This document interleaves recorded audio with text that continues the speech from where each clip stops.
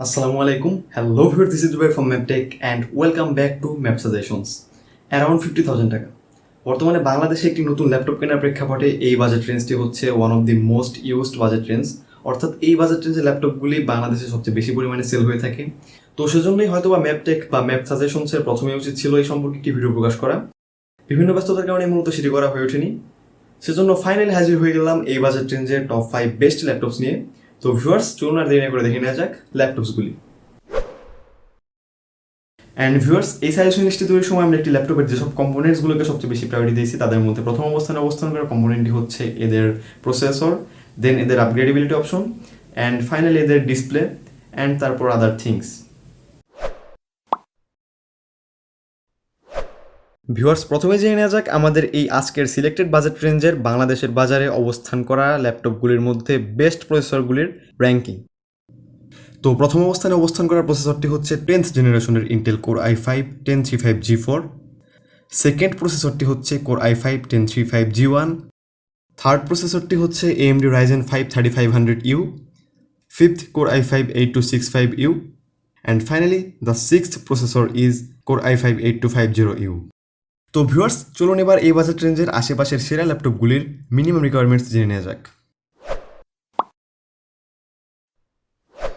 প্রথমত ল্যাপটপটিতে অবশ্যই 10th জেনারেশনের ইন্টেল কোর i5 1035G1 অথবা AMD Ryzen 5 3500U অথবা তার চেয়ে কোনো বেটার একটি প্রসেসর ব্যবহৃত হতে হবে যদি সেটির প্রাইস ওভার 50,000 টাকা হয় তাহলে, এবং যদি সেটির প্রাইস আন্ডার 50,000 টাকা হয় তাহলে সেক্ষেত্রে অ্যাটলিস্ট মিনিমাম 8th জেনারেশনের কোর i5 8250U অথবা তার চেয়ে বেটার কোনো একটি প্রসেসর ব্যবহৃত হলেই চলবে। তারপর ল্যাপটপটিতে অবশ্যই ফুল এইচডি ডিসপ্লে ব্যবহৃত হতে হবে, অর্থাৎ ল্যাপটপটির ডিসপ্লে রেজলিউশন হবে 1920x1080 পিক্সেল। তারপর ল্যাপটপটিতে অবশ্যই 4GB DDR4 র্যাম থাকতে হবে, then 1TB hard disk drive অথবা at least 128GB solid state drive আর SSD থাকতে হবে। ল্যাপটপটিতে অবশ্যই একটি এক্সপান্ডেবল র্যাম স্লট থাকতে হবে। তারপর যদি সেটিতে SSD ব্যবহৃত না হয়ে থাকে সেক্ষেত্রে অবশ্যই একটি M.2 SSD স্লট থাকতে হবে। তারপর ল্যাপটপটিতে অপারেটিং সিস্টেম হিসেবে অবশ্যই জেনুইন উইন্ডোজ 10 থাকতে হবে। অ্যান্ড ফাইনালি ল্যাপটপটির বেজেল অবশ্যই ন্যারো হতে হবে। তো ভিউয়ার্স, আমাদের এই সাজেশন লিস্টটিতে নাম্বার 5 অবস্থান করছে ডেল ইন্সপায়রন 15593 নামক ল্যাপটপটি। ল্যাপটপটিতে ব্যবহৃত হয়েছে ইন্টেলের 10th জেনারেশনের কোর i3 105G1 প্রসেসর। ল্যাপটপটিতে ব্যবহৃত হয়েছে 4GB DDR4 RAM, 128GB M.2 PCIe NVMe SSD। ল্যাপটপটিতে র্যাম এক্সপানশন স্লট থাকছে একটি, M.2 SSD স্লট থাকছে একটি।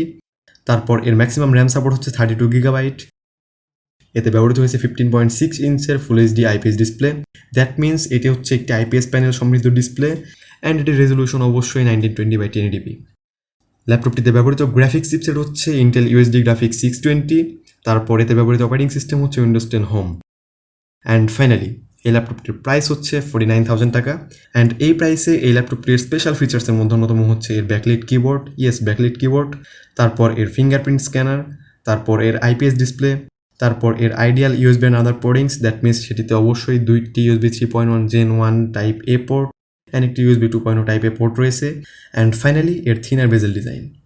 অ্যান্ড এই প্রাইসে এই ডিভাইসটি ডিল ব্রেকার হতে পারে এর core i3 105G1 processor, because এই প্রাইসে কোর i5 প্রসেসরযুক্ত ল্যাপটপ পাওয়া সত্ত্বেও কেন আমি কোর i3 প্রসেসরযুক্ত একটি ল্যাপটপ কিনবো? হতে পারে আইপিএস ডিসপ্লে অ্যান্ড ব্যাকলিট কিবোর্ডের জন্য। তারপর আমাদের এই সাজেশন লিস্টিতে নাম্বার 4-এ যে ল্যাপটপটি অবস্থান করছে সেটি হচ্ছে Lenovo IdeaPad 330 ল্যাপটপ। ল্যাপটপটিতে ব্যবহৃত হয়েছে 8th জেনারেশনের Intel core i5 8250U processor along with a 4GB of DDR4 RAM and a 1TB of hard disk drive. ল্যাপটপটির র্যাম এক্সপানশন স্লট হচ্ছে একটি, কিন্তু দুঃখের বিষয় হচ্ছে এতে কোনো প্রকার M.2 SSD স্লট থাকছে না, but there is a DVD/RW drive. So definitely আপনি এই বস্তুটিকে অপসারণ করার মাধ্যমে একটি SATA SSDকে প্লেস করতে পারবেন এখানে। তারপর ল্যাপটপটির ম্যাক্সিমাম র্যাম সাপোর্ট হচ্ছে 12GB। এতে ব্যবহৃত হয়েছে 15.6 ইঞ্চের full HD, that means 1920x1080p pixel সমৃদ্ধ ডিসপ্লে। ডিভাইসটিতে ব্যবহৃত গ্রাফিক্স চিপসেট হচ্ছে ইন্টেল ইউএসডি গ্রাফিক্স 620 অ্যান্ড এর অপারেটিং সিস্টেম হচ্ছে উইন্ডোজ 10 হোম। অ্যান্ড ফাইনালি এই ডিভাইসটির প্রাইস হচ্ছে 48,000 টাকা। অ্যান্ড এই প্রাইসে এই ডিভাইসটির স্পেশাল ফিচার্সের মধ্যে অন্যতম হচ্ছে এর একটি USB Type-C 3.1 পোর্ট, যেটির মাধ্যমে ডেফিনেটলি অনেক হাই স্পিডে ডাটা ট্রান্সফার করা যাবে। তারপর এর এই প্রাইসে 8th জেনারেশনের core i5 processor without sacrificing in the display section, যেটি হরহামেশাই এই বাজেটের অন্যান্য ল্যাপটপগুলোর দিকে লক্ষ্য করলে বোঝা যায়। অ্যান্ড এই প্রাইসে এই ডিভাইসটির ডিল ব্রেকার হচ্ছে এর তুলনামূলক থিকার বেজেল। দ্যাট মিনস এই ল্যাপটপটির বেজেল বর্তমানে ন্যারো বেজেলের তুলনায় অনেকটাই thicker, so it can be a deal breaker. আমাদের এই সাজেশন লিস্টটিতে থার্ড পজিশনে অবস্থান করছে HP 15S DU1013TU। ল্যাপটপটিতে ব্যবহৃত হয়েছে 10th জেনারেশনের Intel core i5 1021OU processor along with a 4GB of DDR4 RAM and 1TB of hard disk drive.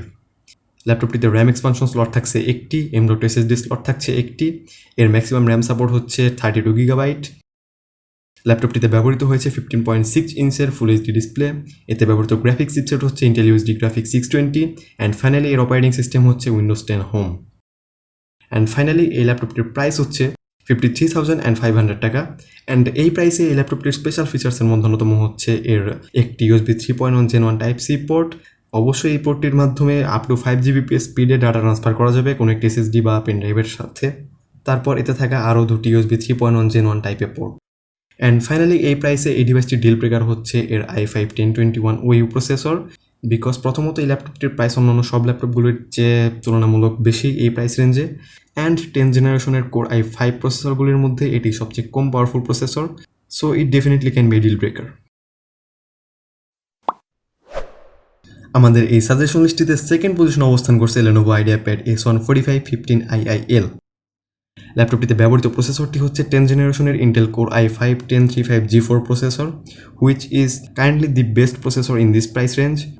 তারপর এতে ব্যবহৃত হয়েছে 4GB DDR4 RAM and 1TB of hard disk drive, RAM expansion slot থাকছে একটি, M.SSD slot থাকছে একটি, maximum RAM support হচ্ছে 12GB। এতে ব্যবহৃত হয়েছে 15.6 ইঞ্চের ফুল এইচডি ডিসপ্লে, এতে ব্যবহৃত গ্রাফিক্স চিপসেট হচ্ছে Intel iris plus graphics, and এই সেম গ্রাফিক্সটি $1,300 ম্যাকবুক প্রো 13-এও ব্যবহৃত হয়েছে। তারপর এতে ব্যবহৃত অপারেটিং সিস্টেমটি হচ্ছে উইন্ডোজ 10 হোম। অ্যান্ড ফাইনালি এই ল্যাপটপটির প্রাইস হচ্ছে 53,000 টাকা।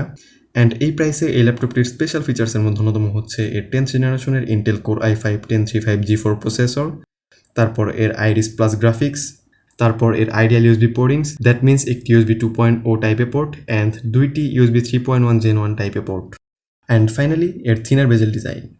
অ্যান্ড এই প্রাইসে এই ডিভাইসটির তেমন কোনো ডিল ব্রেকার আমাদের চোখে পড়েনি। অ্যান্ড ফাইনালি আমাদের এই সাজেশন লিস্টের টপ ল্যাপটপটি হচ্ছে Asus D509DJ।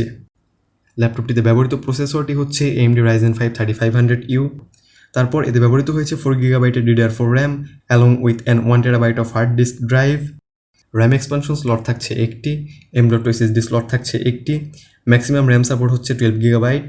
ডিভাইসটিতে ব্যবহৃত হয়েছে 15.6 ইঞ্চের ফুল এইচডি ডিসপ্লে, অ্যান্ড একটি খুশির সংবাদ হচ্ছে এই ল্যাপটপটিতে ব্যবহৃত হয়েছে NVIDIA MX 230 graphics card, which is definitely A bigger plus point in this price range.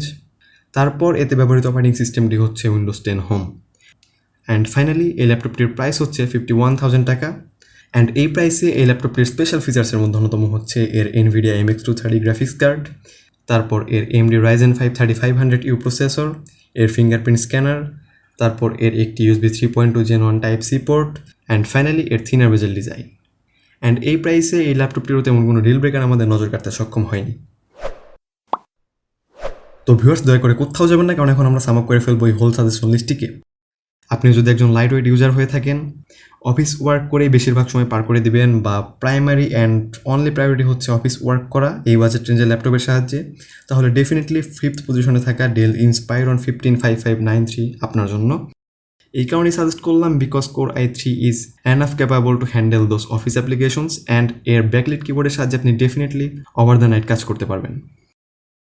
তারপর আপনার বাজেট যদি তুলনামূলক কম হয় অ্যান্ড এই বাজেটের মধ্যে আপনি দি বেস্ট স্পেকড ল্যাপটপটি খুঁজছেন, তাহলে ডেফিনেটলি 4th পজিশনে থাকা Lenovo IdeaPad 330 হয়তো আপনার জন্য। তারপর এই বাজেটে আপনি যদি দি বেস্ট HP ল্যাপটপটি খুঁজে থাকেন, তাহলে 3rd পজিশনে থাকা HP 15S DU1013TU হয়তো আপনার জন্য।